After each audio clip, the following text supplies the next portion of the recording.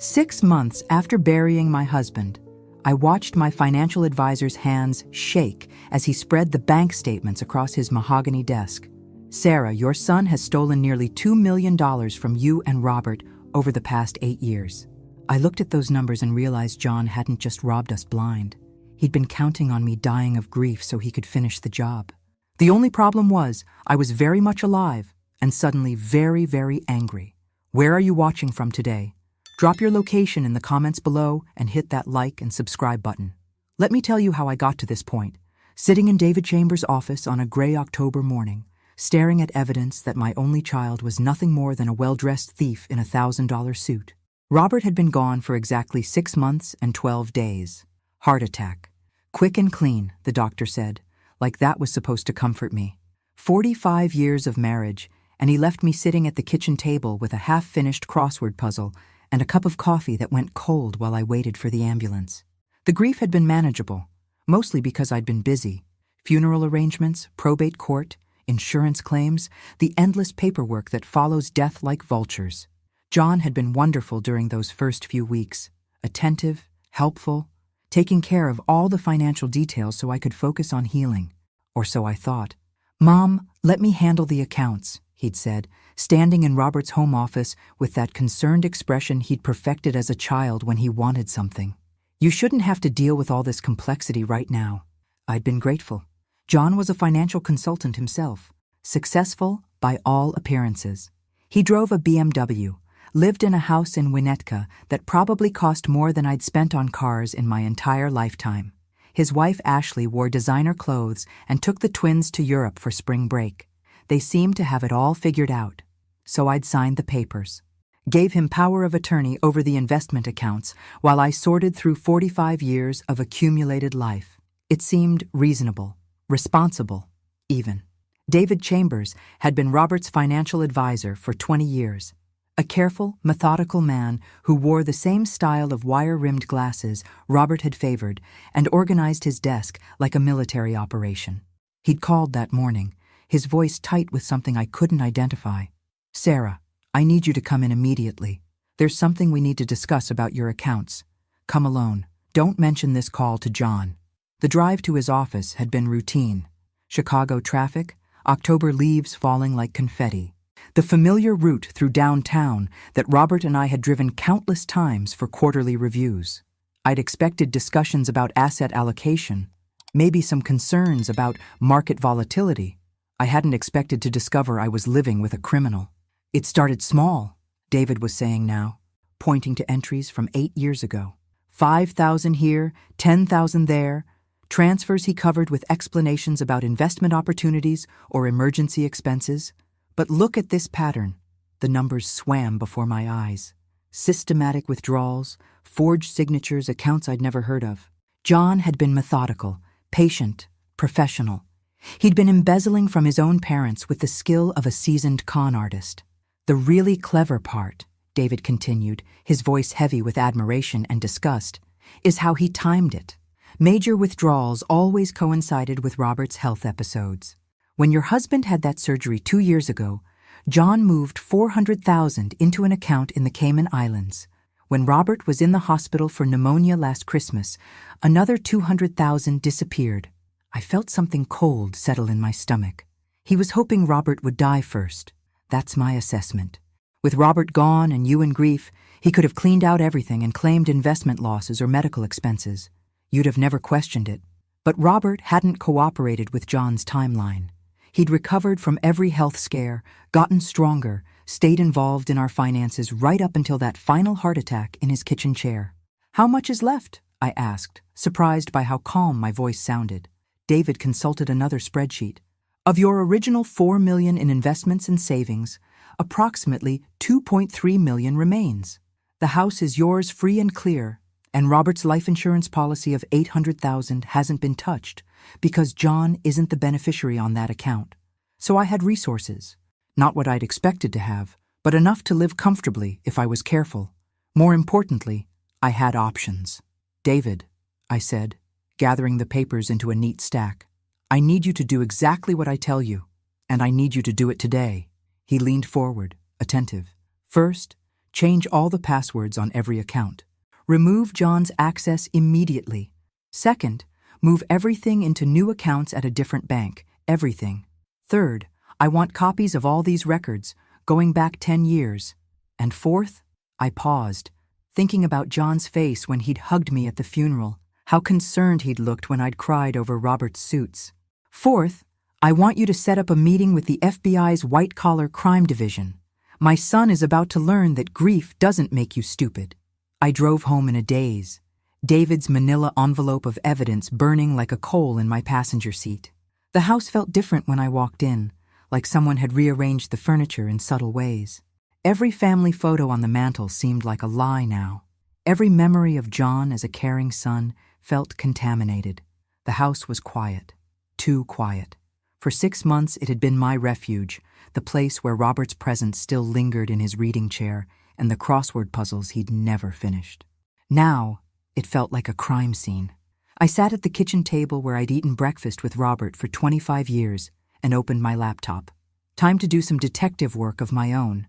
John's social media presence was carefully curated, like everything else about him. Photos of family vacations that must have cost $30,000. Ashley's jewelry collection that could fund a small country. The twins' private school tuition at $40,000 per year each. For a financial consultant with a modest practice, John was living remarkably well. I started making a list. The house in Winnetka, purchased 3 years ago for $1.2 million. Ashley's Mercedes, the boat they kept at Belmont Harbor, the country club membership, the designer clothes, the European vacations. Even with a generous estimate of John's legitimate income, the math didn't work.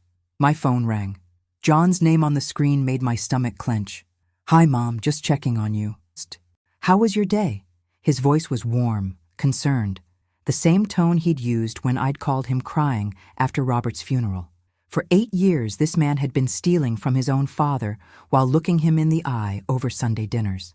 "Oh, fine," I managed. "Just running errands, the usual widow things. Are you eating enough? You sounded tired last week." The caring son routine would have fooled me yesterday. Today, I heard something else underneath it. Calculation. He was monitoring me, making sure I wasn't asking the right questions or talking to the right people. "I'm managing." "Actually, John, I was thinking about the investments. Maybe it's time I started paying more attention to what we have." Silence. Just for a beat, but I caught it. "Mom, you don't need to worry about that stuff. That's why you have me handling it. You should focus on taking care of yourself." "But I'd like to understand. Maybe we could go over the accounts next week?" "Of course." "Absolutely. Let me pull everything together and we'll sit down soon. Maybe next month when things slow down at work." Next month. Always next month. How many times had he deflected with promises to explain things later? "Actually, I'd prefer to do it this week. I called David Chambers today." Another pause. Longer this time. "You called David? Why would you do that without telling me?" There it was. The edge in his voice that he couldn't quite hide. Not concern. Panic. "He's been our advisor for 20 years, John. I don't need your permission to call him." "Of course not. I just meant we should coordinate these things." "What did you discuss?" I could picture him in his office, probably pacing, trying to figure out how much David might have revealed. The predator realizing his prey was no longer helpless. "Oh, just general questions about Robert's accounts. Nothing specific." Relief flooded his voice. "Good, good. Well, let me know if you have any questions. David's great, but sometimes these older advisors can be a bit overwhelming with details. I prefer to keep things simple for you." Simple. Like I was an elderly child who couldn't handle grown-up conversations about my own money. After we hung up, I sat in Robert's chair and thought about the man I'd raised. The little boy who'd cried when he accidentally stepped on an ant. The teenager who'd worked summers to save money for college. The young man who'd called every week during his first job in California. When had he changed? When had he looked at his aging parents and seen opportunity instead of responsibility? My phone buzzed with a text message from Ashley, my daughter-in-law. "Sarah, John mentioned you called David today. Just wanted to make sure you're not worrying unnecessarily about money. We're here to help with anything you need." They were coordinating now, circling the wagons. I wondered how much Ashley knew about the source of their comfortable lifestyle. Was she complicit, or was she another victim of John's deception? I typed back, "Thank you, dear. Just trying to understand Robert's affairs. You know how it is. Her response came immediately. Of course. It's smart to stay informed. Let us know if we can help explain anything. Help explain how they'd been robbing me for 8 years? I didn't think that conversation would go well. The house phone rang. Margaret Walsh, my neighbor and closest friend, since Robert and I had moved to this street. Sarah, are you all right? I saw you come home and you looked upset. Margaret was 72, sharp as a tack, and had raised 4 children who actually loved her. She'd also buried 2 husbands and survived a son who'd tried to put her in a nursing home against her will. If anyone would understand what I was dealing with, it was Margaret. Can you come over? I need to talk to someone I trust. Give me 5 minutes.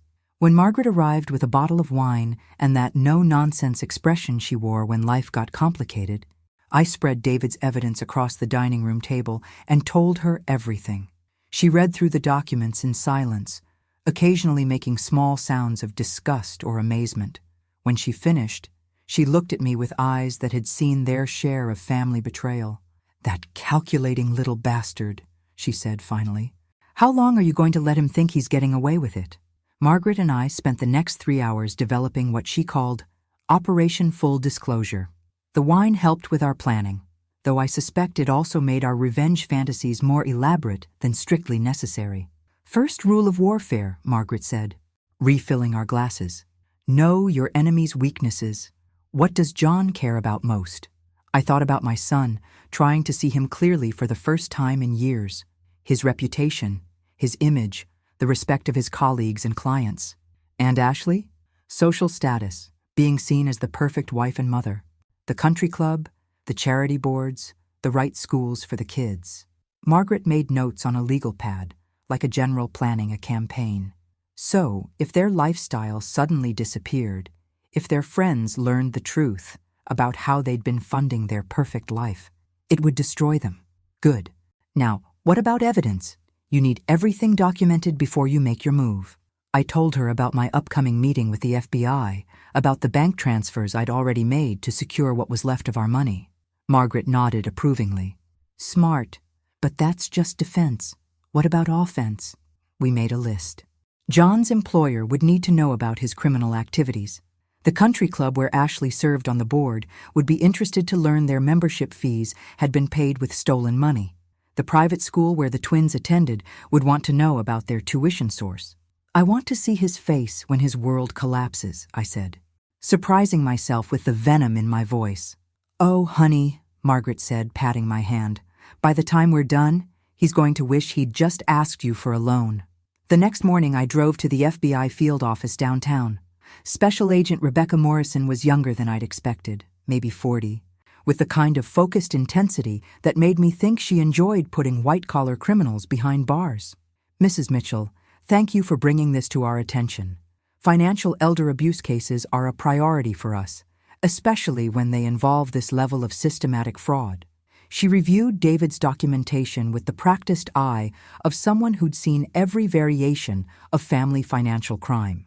The good news is, your son was thorough, almost too thorough. He left an excellent paper trail. Bank records, forged documents, patterns of behavior that clearly indicate intent to defraud. What happens next? We'll need to interview you formally, gather all the financial records, probably execute search warrants on his home and office. Are you prepared for this to become public? Federal charges mean media attention, court proceedings, family upheaval. I thought about Robert, how he'd always said that the right thing to do was rarely the easy thing to do. Agent Morrison, my son stole $2 million from his own parents. He did it systematically, patiently, over 8 years. He forged documents and lied to our faces while planning to steal everything we'd worked for. If that's not worth a little media attention, what is? She smiled, the first time she'd shown any warmth since I'd arrived. We'll be in touch within a week to begin formal proceedings. In the meantime, don't change your behavior around John. Act normal. Let him think he's still in control. Acting normal turned out to be harder than I'd anticipated. John called that evening to check on me, and I found myself analyzing every word, every inflection. Was he calling because he cared about my well-being? Or was he monitoring my activities? Mom, I've been thinking about what you said, about wanting to understand the finances better. Maybe we should start with something simple, like reviewing your monthly expenses. Monthly expenses, not the investment accounts where he'd been stealing, not the long-term planning documents, just my grocery money and utility bills. That sounds perfect, I said, injecting enthusiasm into my voice. I've always been curious about the bigger picture too. The investments, the retirement planning, all of it. Well, let's start small and work our way up to the more complex stuff. There it was again. The assumption that I couldn't handle complexity. After 45 years of marriage to a man who'd built a successful construction business, after raising a son and managing a household and working part-time at the library for 15 years, John still saw me as helpless. Of course, whatever you think is best. Great. How about Sunday dinner this week? Ashley's making that pot roast you like. Sunday dinner, where we'd sit around their dining room table, bought with money stolen from Robert and me, while Ashley served a meal funded by our stolen savings, and I'd smile and ask about the twins' school activities paid for with our stolen money. I'll bring dessert. After hanging up, I called Margaret. How long do you think I can keep this up without losing my mind? Not much longer, but that's okay. Once the FBI moves, it'll be out of your hands. Just hold on a little while longer. That night, I couldn't sleep. I kept thinking about family photos, about all the times John had hugged me and told me he loved me while actively robbing us, about Ashley's thank you cards for birthday gifts, written on stationery bought with stolen money. But mostly, I thought about Robert, about how he'd trusted John with everything, about how he'd died believing his son was a good man who'd take care of his mother. Robert had been wrong about John, but he'd been right about me. I was stronger than anyone gave me credit for. Strong enough to survive his death, strong enough to discover the truth about our son, and definitely strong enough to make sure John paid for every dollar he'd stolen. The next morning, I woke up with a plan that would have made Robert proud. Sunday dinner at John and Ashley's house was a masterclass in performance art. I sat at their polished dining room table, eating pot roast that probably cost what I used to spend on groceries for a week, and pretended not to calculate the price tag on everything in sight. The house was a testament to stolen money.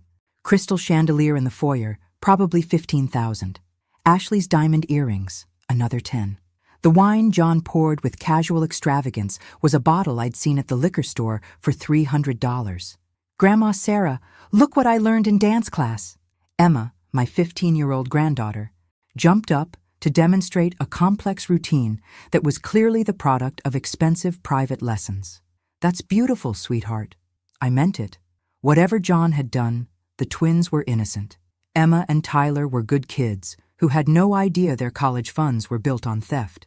Ashley beamed with maternal pride. Emma's teacher says she has real potential. She's been invited to audition for the Chicago Youth Ballet's Summer Intensive program. How wonderful. That must be quite competitive. Oh, it is. And expensive. Ashley laughed in that way wealthy women do when discussing costs that would bankrupt most families.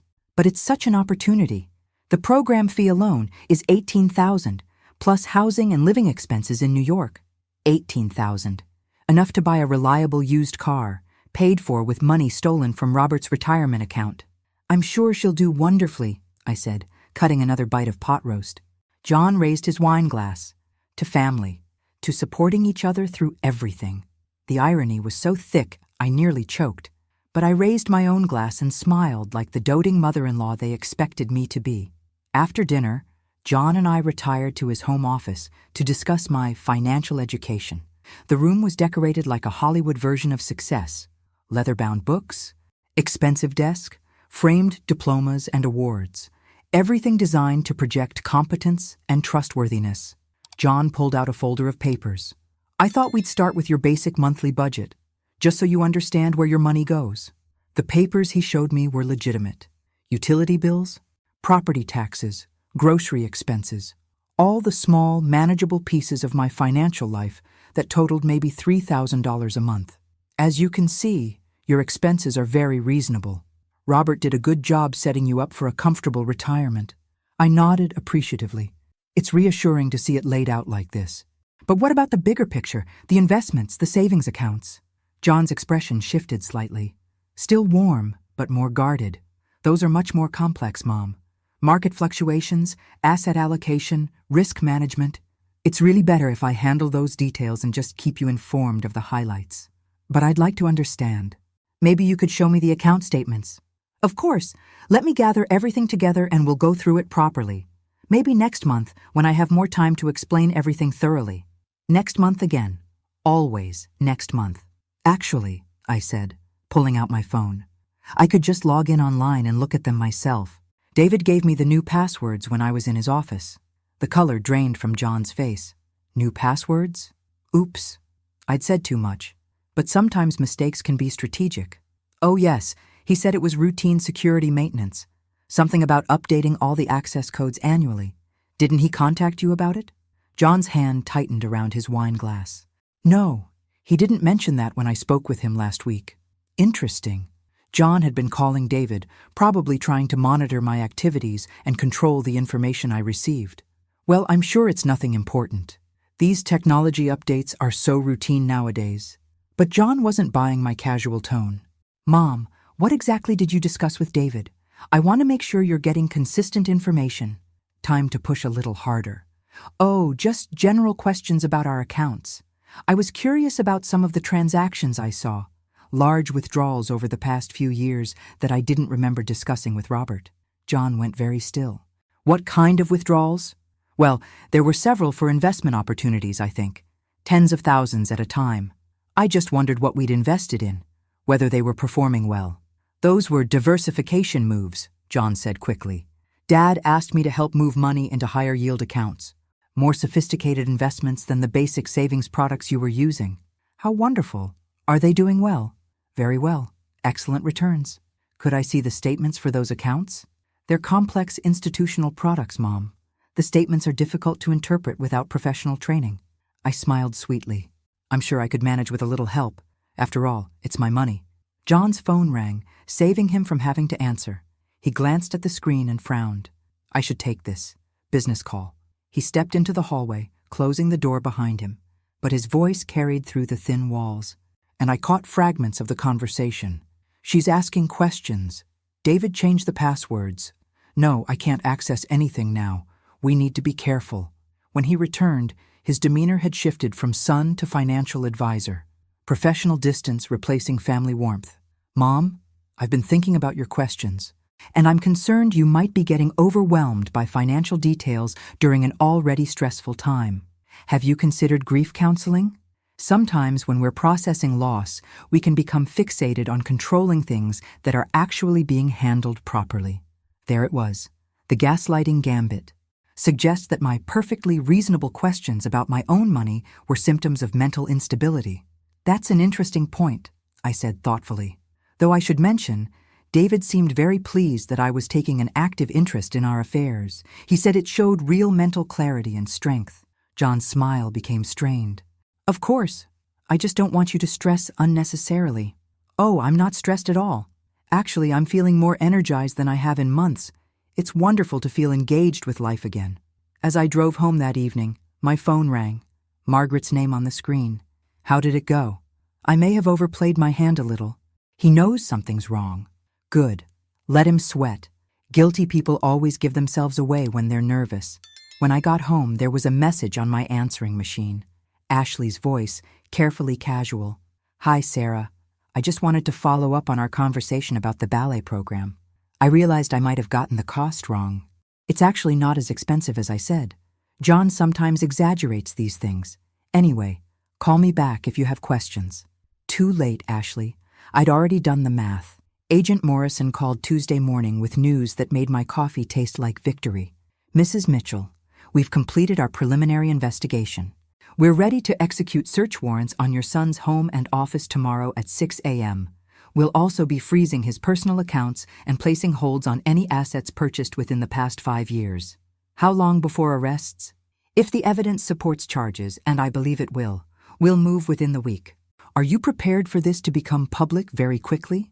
I thought about Robert, about how he'd always said that sunshine was the best disinfectant for corruption. Agent Morrison, I've spent 6 months mourning my husband and 6 days mourning the son I thought I had. I'm ready for justice. One more thing. We'll need you to maintain normal contact with John until we move. If he suspects we're involved, He might try to destroy evidence or flee. After hanging up, I sat in Robert's chair and allowed myself a moment of pure anticipation. In less than 24 hours, John's carefully constructed world would collapse. The house, the cars, the country club membership, the private school tuition, all of it built on stolen money would be exposed. My phone rang. John's name on the screen. "Hi, Mom. I've been thinking about our conversation Sunday night, about your questions regarding the investments." "Oh? I realize I may have been overprotective. You have every right to understand your financial situation completely. Why don't you come by the office today? We'll go through everything together." Too little, too late. But I played along. "That would be wonderful, John. What time works for you?" "How about 2 o'clock? That'll give me time to pull all the records together." When I arrived at John's office that afternoon, I was struck by how expensive everything looked. Premium location in downtown Chicago, corner office with a lake view, furniture that probably cost more than some people's annual salaries. For a financial advisor with a modest client base, John had impressive overhead. The receptionist, a young woman who looked like she'd stepped out of a fashion magazine, greeted me warmly. "Mrs. Mitchell, John's told us so much about you. I'm so sorry for your loss." John emerged from his office wearing the kind of suit Robert would have called funeral expensive. His smile was warm, but I noticed the tension around his eyes. "Mom, thanks for coming down. I have everything ready for our review." His office was a shrine to success. Awards from financial industry organizations, photos with clients at exclusive events, diplomas from prestigious universities, everything designed to project competence and prosperity. "I brought copies of all the account statements going back 10 years, John said, gesturing to a thick stack of papers on his desk. "I thought we'd start with the overview and then drill down into specifics if you have questions." The papers were real. I could see that immediately. But as I scanned the summaries, something became clear. These were accounts I'd never heard of, with balances that didn't match anything David had shown me. "John, these accounts—" I pointed to several investment funds listed on the summary sheet. "I don't remember opening these." Dad handled most of the investment decisions. He was very forward-thinking about diversification strategies. I kept reading, my confusion growing. According to these statements, I had nearly $4 million in various investment accounts. David had shown me evidence that most of our money was gone. Then I understood.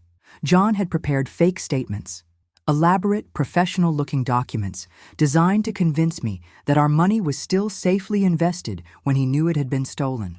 "These look very comprehensive," I said, keeping my voice neutral.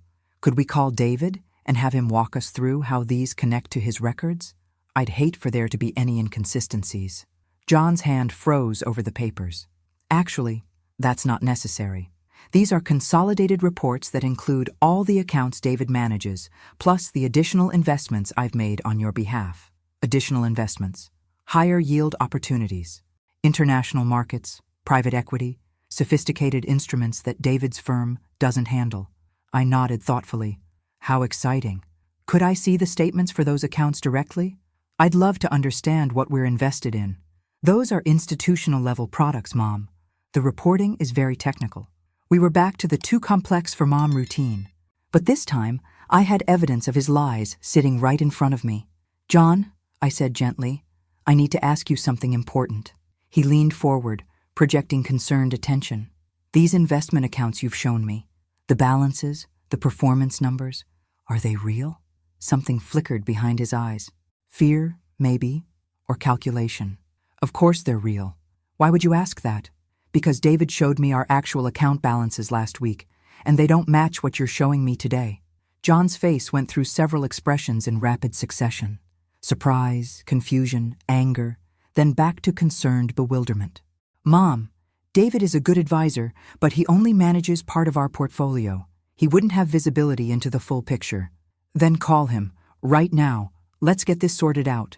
John glanced at his watch. "He's probably not available this late in the day. Let me schedule a 3-way meeting for tomorrow." "Actually," I said, pulling out my phone, "let me try him now." Before John could object, I was dialing David's direct number. "Sarah." David's voice was cautious when he answered. "How are you?" "I'm fine, David. I'm sitting here with John, reviewing some investment statements. Could you help us reconcile a few numbers? Of course. What specific accounts are you looking at? I read off the account numbers from John's fake statements. The silence that followed was telling. Sarah, David said carefully, I don't show any accounts with those numbers in our system. Where did these statements come from? John reached for my phone. Let me talk to him. There's obviously some confusion about account numbering systems. But I held on to the phone. David, John says these are additional investments he's made on our behalf, accounts you wouldn't manage directly. Sarah, based on what we discussed last week, I think you and I should meet privately tomorrow morning. There are some things we need to clarify. I ended the call and looked at John, who had gone very pale. Mom, I can explain everything. I hope so, John, because right now it looks like you've been showing me fake statements while stealing my money for 8 years. For a moment, his mask slipped completely. I saw the real John, cornered, desperate, calculating his options. Then the concerned son expression snapped back into place. That's a serious accusation, Mom. I think your grief might be affecting your judgment. But it was too late. I'd seen the truth in his eyes. Tomorrow morning, I said, gathering my purse. We're all going to sit down with David and the FBI and sort this out properly. John's face went white. The FBI? Oh, yes. Didn't I mention? They're very interested in cases involving financial elder abuse, especially when family members systematically steal from their parents over multiple years. I stood up to leave, then turned back with what I hoped was a grandmother's smile. By the way, John, you might want to call Ashley. Tell her she should probably resign from the country club board before tomorrow's news cycle. Something about stolen money funding their membership fees. These charity organizations can be so particular about their reputation. As I walked out of his office, I heard him frantically dialing his phone. Tomorrow was going to be a very interesting day. I woke up at 5:30 a.m. to the sound of my phone buzzing. Agent Morrison's voice was crisp and professional. Mrs. Mitchell, we're moving in 30 minutes. Are you somewhere safe? I'm at home. Good. Stay there until we contact you. And Mrs. Mitchell, you might want to turn on the local news around 8 o'clock. I made coffee with hands that were surprisingly steady and settled into Robert's chair to wait. At exactly 6 a.m., I heard sirens in the distance, faint but getting closer. They weren't coming to my neighborhood, but I knew where they were going. By 6:15, my phone was ringing constantly. Margaret called first. Sarah, I just saw FBI vehicles racing toward Winnetka on the news. Please tell me that's what I think it is. That would be Operation Full Disclosure entering its final phase. Hot damn! I'm coming over with pastries. We're going to watch this unfold properly. The next call was from Ashley, her voice high with panic. Sarah, there are federal agents at our house. They have search warrants. They're going through everything. John's office, our computers, bank records.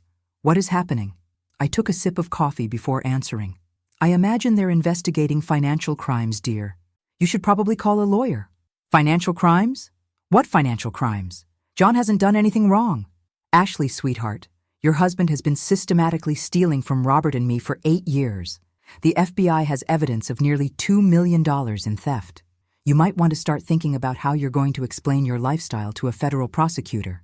The silence stretched so long, I thought she'd hung up. That's impossible, she whispered finally. John would never. John did. And now he's going to pay for it. The line went dead. Margaret arrived with Danish pastries and a thermos of coffee just as the morning news began their lead story. We watched from my living room as helicopters circled over John's neighborhood, showing FBI agents carrying boxes from his house and office. Financial advisor John Mitchell was arrested this morning on charges of elder financial abuse and wire fraud, the news anchor announced. Federal prosecutors allege Mitchell systematically stole nearly $2 million from his elderly parents over an 8-year period. The screen showed John in handcuffs, being led to a federal vehicle. His expression was a mixture of rage and disbelief, as if he couldn't quite understand how his carefully constructed world had collapsed overnight. The alleged victim is Mitchell's 67-year-old mother, Sarah Mitchell, whose husband died 6 months ago after a lengthy illness. Sources close to the investigation say Mrs. Mitchell discovered the theft herself and contacted authorities. Margaret squeezed my hand. Look at you making the news. Robert would be so proud. The coverage continued with interviews from John's neighbors, his colleagues, parents from the twins' private school. The overwhelming theme was shock and disbelief. John had been so respected, so successful, so trustworthy. My phone rang again. This time it was Emma, my granddaughter, calling from school. "Grandma Sarah?" Her voice was small and confused. "There are reporters at our school. Kids are saying Daddy was arrested. Is it true?" My heart broke for her. Whatever John had done, Emma and Tyler were innocent victims. "Yes, sweetheart, it's true. Your father made some very serious mistakes with money that belonged to your grandfather and me. Are we going to be okay?" The question every child asks when their world suddenly becomes uncertain. "You and Tyler are going to be fine," I said firmly. "This is between the grown-ups. You're still loved, still safe, still going to be taken care of. Can I come see you after school?" "Of course. I'll pick you up myself." After hanging up, I realized I'd just made a commitment that would require me to face the media circus surrounding my family. But Emma needed stability, and right now, I was the only source of that she had. The afternoon pickup at the twins' school was surreal. Reporters shouted questions as I walked to the entrance, cameras following my every step. The school had posted security guards, but nothing could stop the chaos of a federal crime story involving wealthy families and stolen millions. Emma ran to me the moment she saw me, her face streaked with tears. "Grandma, everyone's staring at us. The teachers are being weird. Some kids said we're going to be homeless." I hugged her tightly, feeling her thin shoulders shake with sobs she'd been holding in all day. "Where's Tyler?" "He got in a fight with Jake Morrison.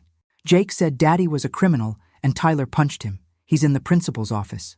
I found Tyler sitting in a chair that was too big for him, his lips split and his eyes defiant. Principal Henderson looked relieved to see me. "Mrs. Mitchell, I'm so sorry about all of this. Tyler was defending his family's honor, which is admirable, but we can't have students fighting." "Of course not. Tyler, are you hurt?" He shook his head, but I could see the confusion and fear behind his bravado. At 13, he was old enough to understand that his life had just changed dramatically, but too young to process what it meant. "Can we go home now?" he asked quietly. "We're going to my house," I said. "Your mother is dealing with some complicated adult problems right now." As we drove away from the school, Emma asked the question I'd been dreading. "Grandma, what's going to happen to Daddy?" I looked at her in the rearview mirror. This beautiful girl who looked so much like John had at her age, and tried to find words that were honest, but not cruel. "Your father broke the law, sweetheart. He's going to have to face the consequences of that. It probably means he'll have to go to prison for a while." "For how long?" "I don't know. That will be up to the judge." Tyler spoke up from the passenger seat. "Good. He deserves it." "Tyler?" "No, Grandma, he does. I heard him and Mom fighting about money all the time. I heard him on the phone talking about accounts and transfers and how he was handling everything. I didn't understand it then, but I do now." Out of the mouths of babes. Tyler had been witnessing his father's criminal activity without realizing what he was seeing. When we got to my house, I called Ashley to let her know where the children were. She didn't answer. I left a message saying the twins would be staying with me until she was ready to talk to them.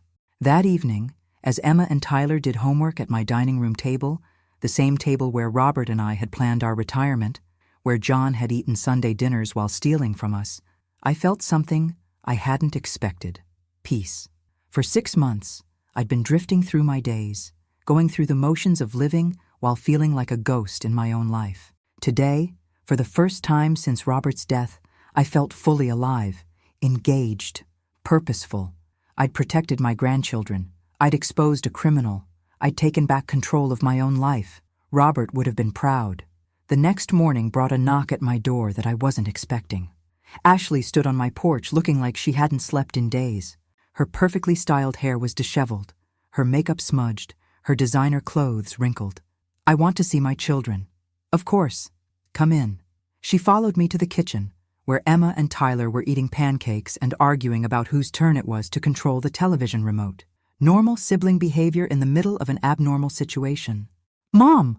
Emma jumped up and hugged Ashley, who immediately started crying. Tyler was more cautious. "Are you okay?" Ashley sat down at the table and pulled both children close. "I'm sorry about yesterday. I'm sorry about all of this. I had no idea what your father was doing. I studied her face, looking for signs of deception. Ashley had benefited from John's theft as much as anyone. The house, the cars, the vacations, the private schools. She'd enjoyed it all without asking questions about where the money came from. But looking at her now, holding her children while her world collapsed around her, I believed her.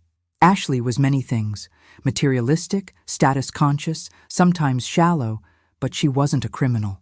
"What happens now?" Tyler asked. Ashley looked at me helplessly. "I don't know, baby. The FBI froze all our accounts yesterday. The house is going to be seized because they say it was bought with stolen money.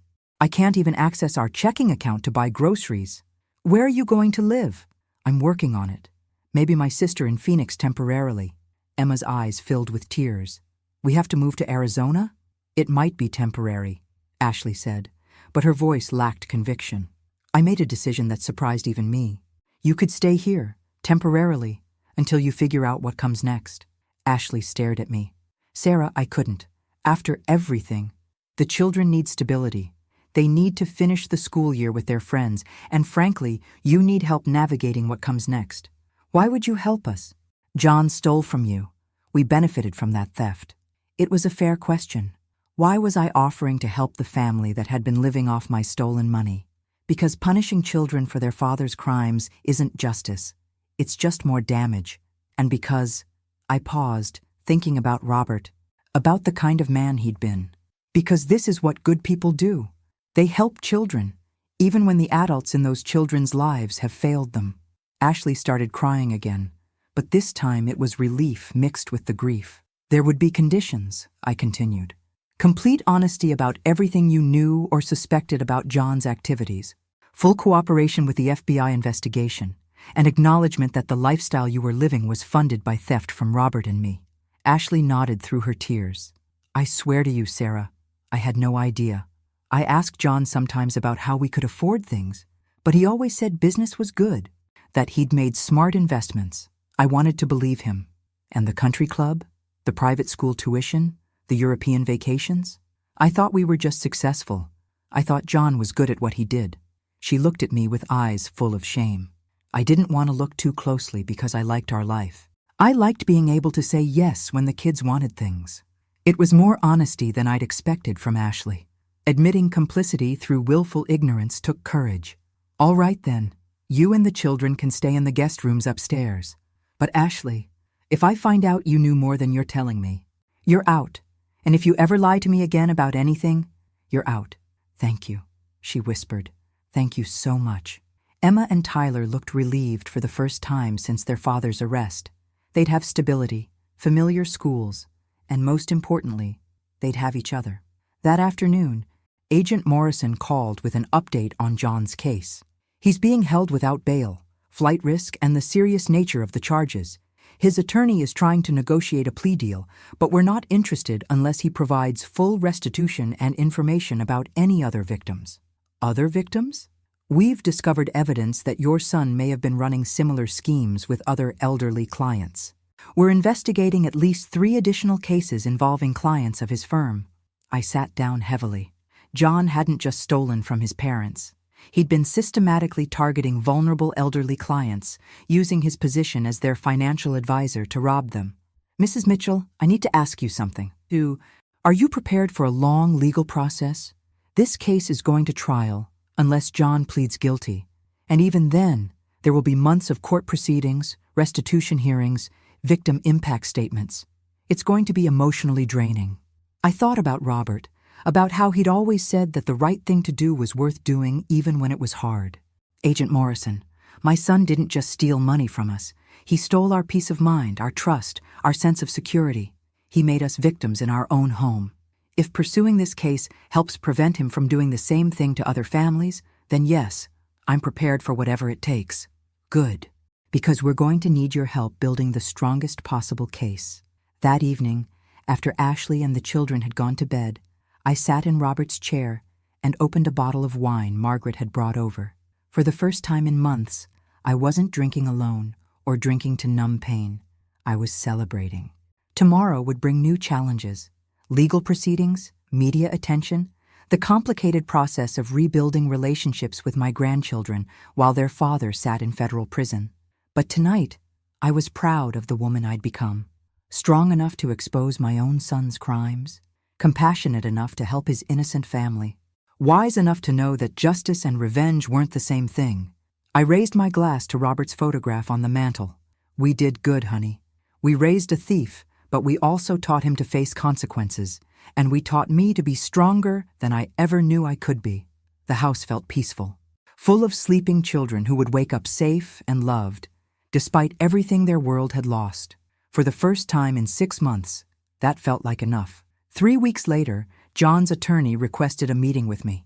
Patrick Sullivan was exactly what I'd expected. Expensive suit, confident demeanor, the kind of lawyer who specialized in making wealthy criminals' problems disappear. We met at David Chambers' office, neutral territory where I felt safe and supported. Sullivan spread legal documents across the conference table like he was dealing cards. Mrs. Mitchell, my client would like to discuss a resolution that could benefit everyone involved. Your client is my son, Mr. Sullivan, and your client is a thief. What could he possibly offer me that I don't already have? Sullivan's smile was practiced and empty. Full restitution, Mrs. Mitchell. Every penny John took, returned with interest, in exchange for your cooperation in negotiating a reduced sentence. I looked at the numbers he'd written on a legal pad. $2.3 million. More money than John should have had access to, given that most of our stolen funds were supposedly gone. Where exactly would this restitution come from? John made several successful investments with the funds in question. Despite the irregularity of his access to those funds, the investments performed well. Translation: John had been gambling with our money and won. It didn't make the theft any less criminal, but it meant the money still existed. Mr. Sullivan, are you telling me that my son stole our retirement savings to play the stock market? I'm telling you that full restitution is possible if we can reach an agreement. David Chambers leaned forward.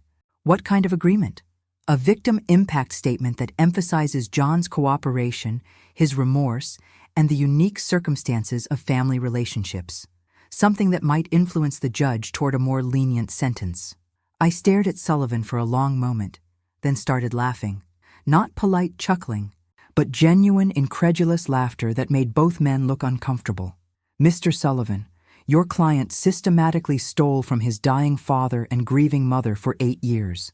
He forged documents, lied to federal agents, and according to the FBI, he did the same thing to at least 3 other elderly clients.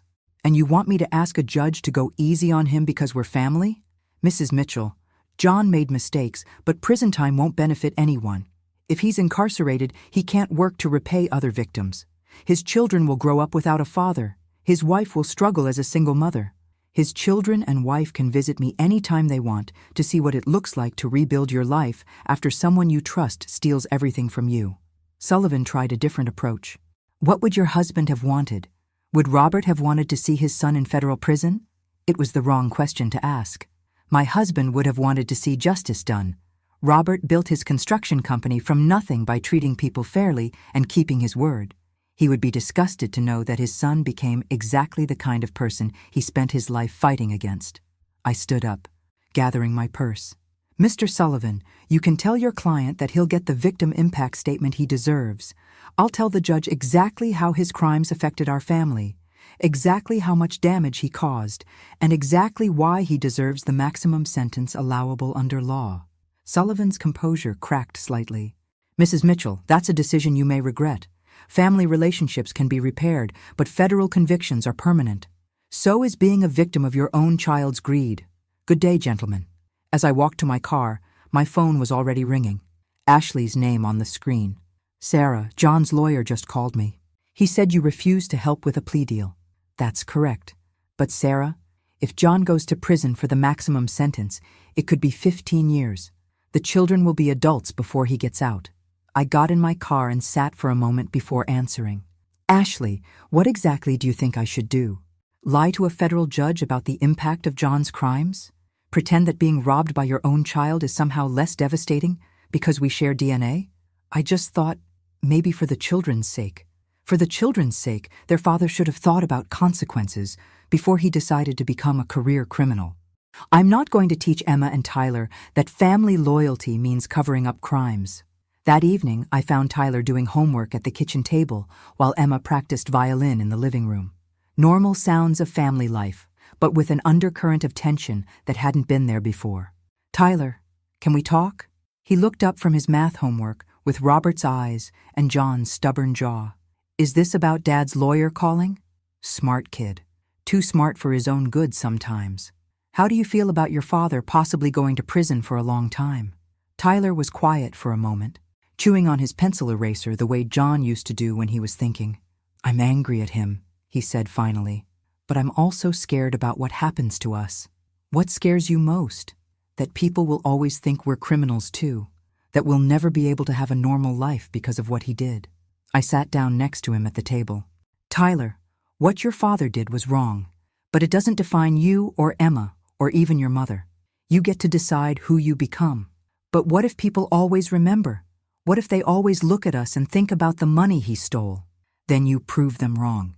You live with integrity. You treat people fairly. You work hard and earn what you have." I paused, thinking about Robert. "You become the kind of man your grandfather would have been proud of." Tyler nodded slowly. "Grandpa Robert was a good man." "Yes, he was. And he loved you very much. He'd want you to learn from your father's mistakes, not repeat them." "Are you going to help with the plea deal?" "No. Tyler, I'm going to tell the truth about what your father did. But that doesn't mean I'm going to abandon you and Emma and your mother. You're my family too." Relief flooded his young face. "So, we can still live here? As long as you need to." That night, I called Agent Morrison to discuss the victim impact statement. I want to make sure I understand exactly what John did, not just to Robert and me, but to his other victims. "Are you sure you want those details? Some of it is pretty disturbing." "I'm sure." What Morrison told me over the next hour made my stomach turn. John hadn't just stolen from elderly clients. He'd targeted the most vulnerable ones. Widows like me who were grieving and overwhelmed. An 80-year-old man with early dementia who'd trusted John to manage his care facility expenses. A retired teacher who'd given John access to her accounts after her husband died in a car accident. In each case, John had used their emotional vulnerability and trust to systematically drain their savings. The total theft across all victims was nearly $8 million. The really sickening part, Morrison continued, is how he selected victims. He specifically sought out clients who had recently lost spouses, who were isolated, who didn't have other family members involved in their finances. He was a predator. That's exactly what he was. And Mrs. Mitchell, I need you to know something else. The other victims are looking to you for leadership. What you do, how you handle this case, it's going to influence whether they have the courage to testify at trial. I thought about the retired teacher, about the man with dementia, about all the elderly people who'd trusted their financial security to my son and lost everything. "Agent Morrison, I'll do whatever is necessary to make sure John faces full consequences for what he did. And I'll do whatever I can to help his other victims get justice. Even if it means your son spends the next 15 years in federal prison." I looked at the family photos lining my hallway. Pictures of John as a baby, a boy, a young man. The son I'd raised, loved, sacrificed for. The son who'd grown up to prey on vulnerable elderly people for profit.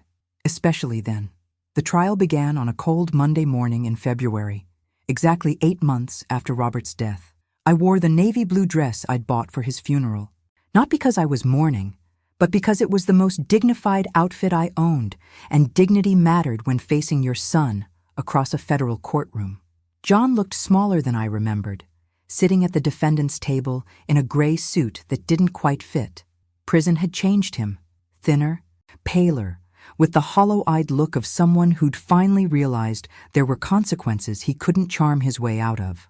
He looked at me once as I entered the courtroom, and I saw something I'd never seen in his eyes before.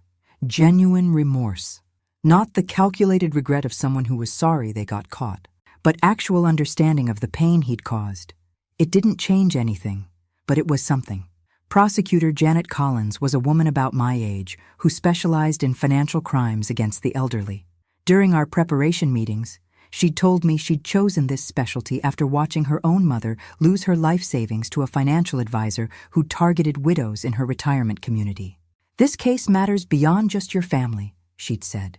"We need to send a message that financial elder abuse carries serious consequences, that families can't shield criminals just because they share DNA." The prosecution's case was methodical and devastating. Bank records, forged documents, recorded phone calls where John discussed his investment strategies for his parents' money, expert witnesses who explained exactly how the money had been moved, hidden, and spent. Ashley testified on the second day, looking fragile and nervous in a simple black dress. She'd lost weight over the past months, and without her usual designer clothes and professional styling, she looked younger and more vulnerable.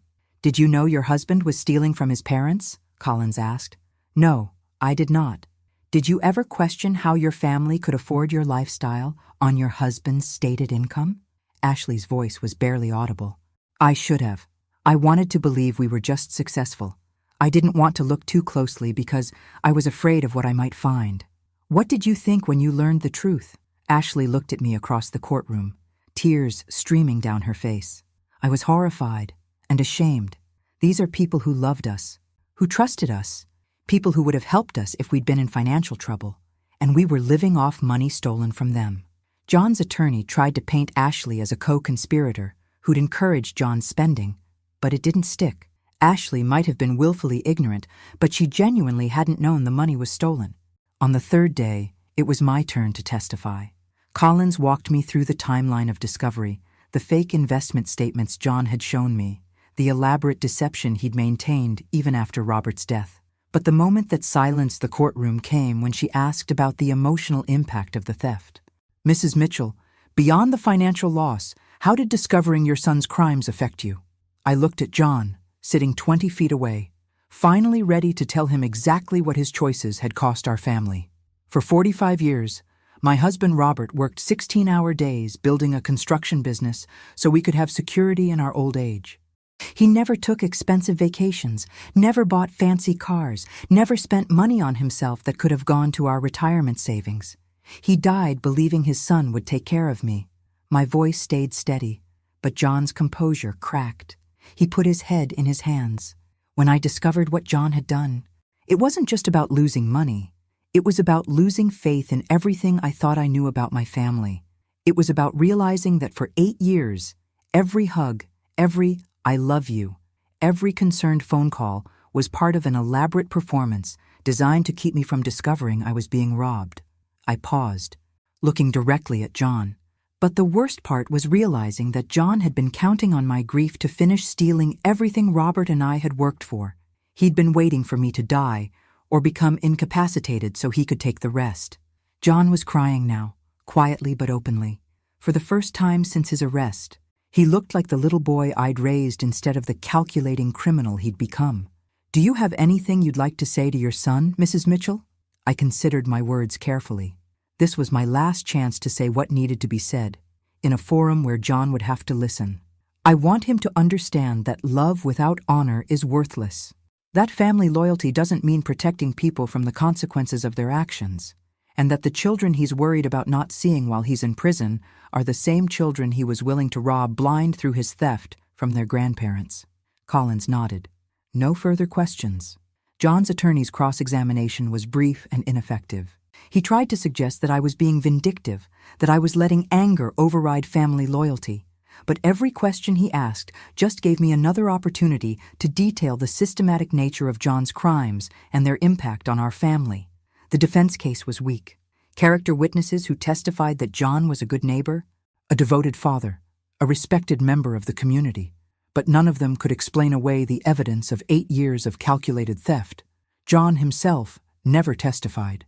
His attorney advised against it, probably because John would have had to explain how someone accidentally steals $2 million from their own parents. On Friday afternoon, both sides gave their closing arguments. The prosecution focused on the premeditated nature of the crimes, the vulnerability of the victims, and the need for deterrence. The defense pleaded for mercy, for consideration of John's family, for recognition that prison time wouldn't benefit anyone.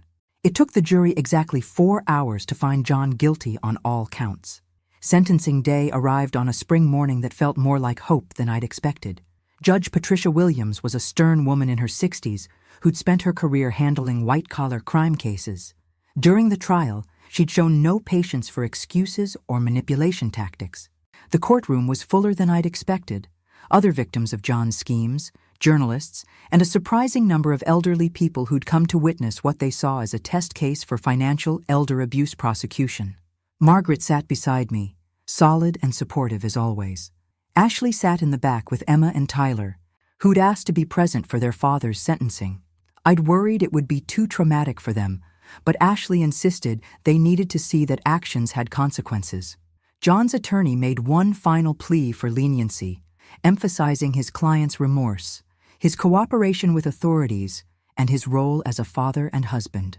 It was a polished performance, but it felt hollow in the face of what we'd learned during the trial.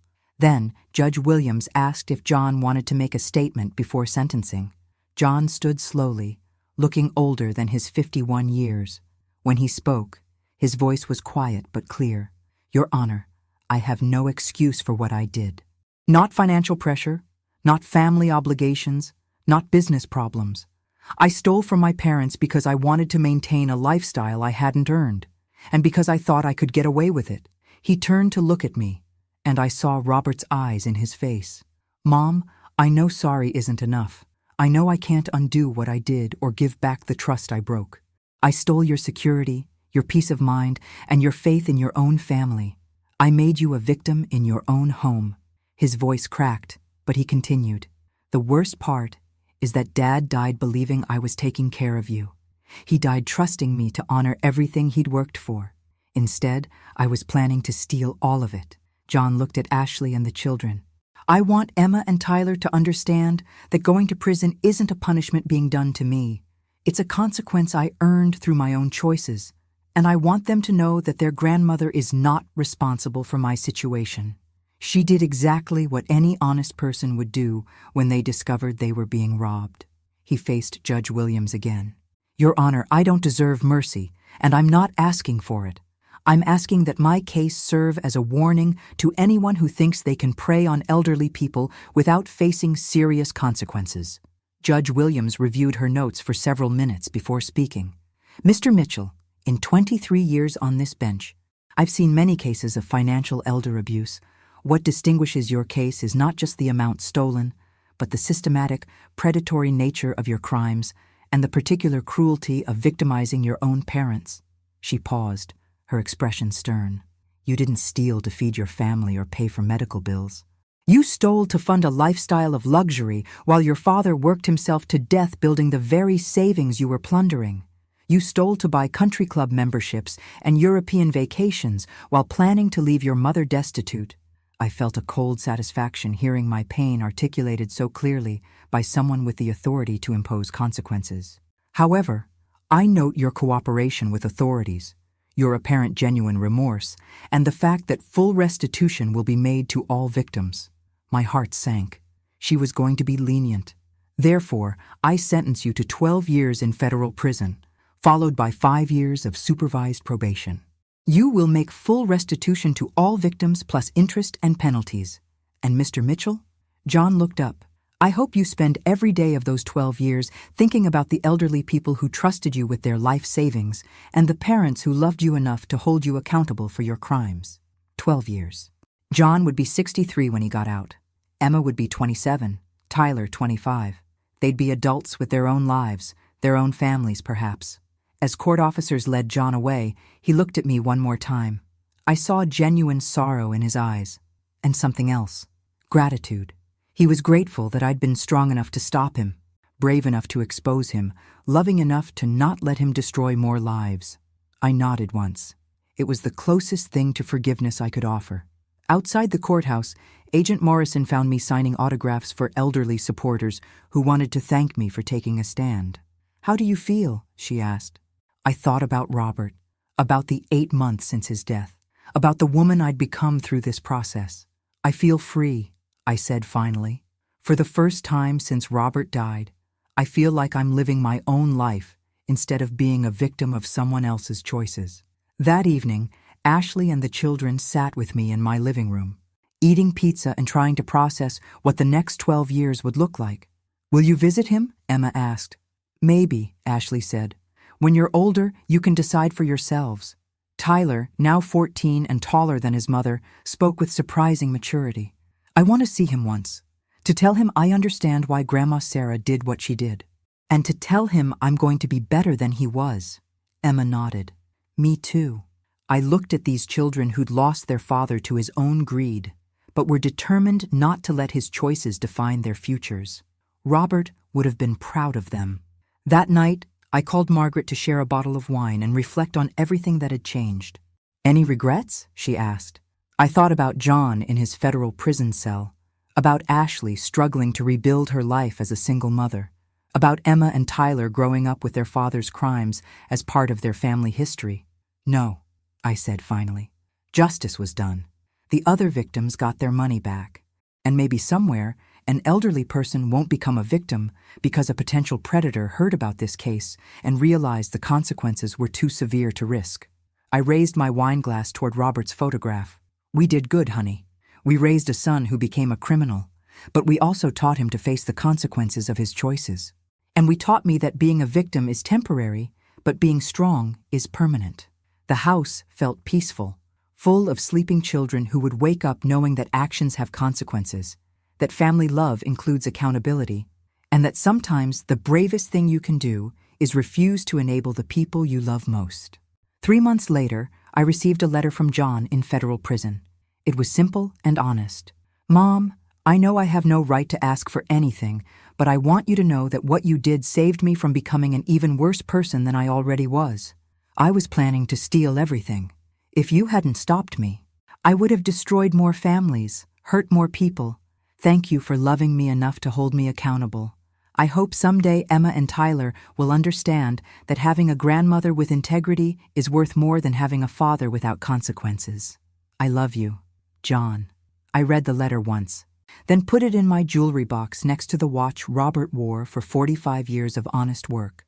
Some gifts are worth keeping, even when they come from people who've hurt you. I'm 67 years old, living in my own house, raising my grandchildren with the help of their mother, and sleeping peacefully for the first time in years. Justice, I've learned, feels a lot like freedom. Thanks for listening. Don't forget to subscribe and feel free to share your story in the comments. Your voice matters.